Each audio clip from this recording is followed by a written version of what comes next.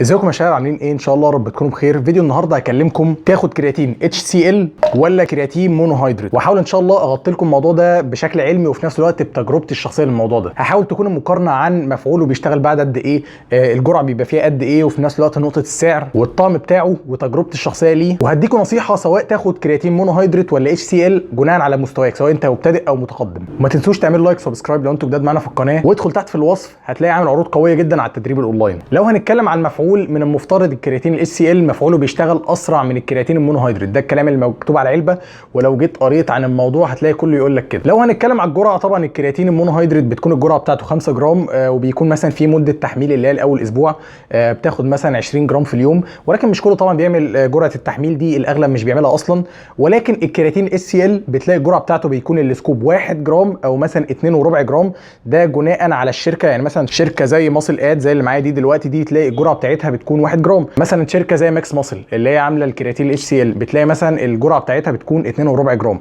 فهي طبعا بناء على الشركه، وثانيا هم كلهم بيبقوا نفس التركيز اللي هو 750 مللي جرام كرياتين HCL. ولكن الكرياتين HCL ملوش جرعه تحميل زي الكرياتين المونوهيدرات. لو هنتكلم كسعر، يعدل الاثنين نفس السعر، او يمكن يكون الكرياتين HCL اغلى شويه مثلا، يعني مثلا ممكن تلاقيه اغلى مثلا حوالي 100 جنيه او كده. وبرده بتلاقي عدد الجرعات اللي في الكرياتين المونوهيدرات بيكون اقل من عدد الجرعات اللي في الكرياتين HCL.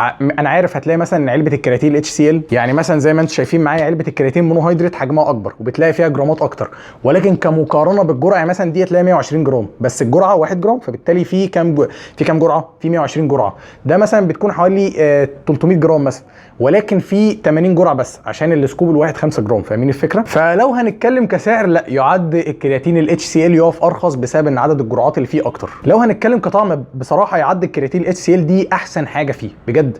اغلب الفليفرز اللي فيه بتبقى فوق الممتازه، حلوه جدا بصراحه. وعلى الناحيه الثانيه بتلاقي الكرياتين مونوهيدرات، طبعا كلنا عارفين الطعم بتاعه، طعم الطباشير ده انا بصراحه ما بحبوش تماما، بس يعني اللي هو ايه، عادي ممكن اخده يعني. ولكن بصراحه الكرياتين HCL انت تحس ان انت مثلا بتشرب عصير او كده كطعم يعني. لو هنتكلم كمفعول، كتجربه شخصيه، كتجربتي الشخصيه للموضوع، لا، انا بصراحه شايف الاثنين لما جيت جربت. انا طبعا استخدمت المونوهيدرات كتير قبل كده، كذا مره قبل كده، ولكن HCL دي يمكن تكون اول مره اجربه.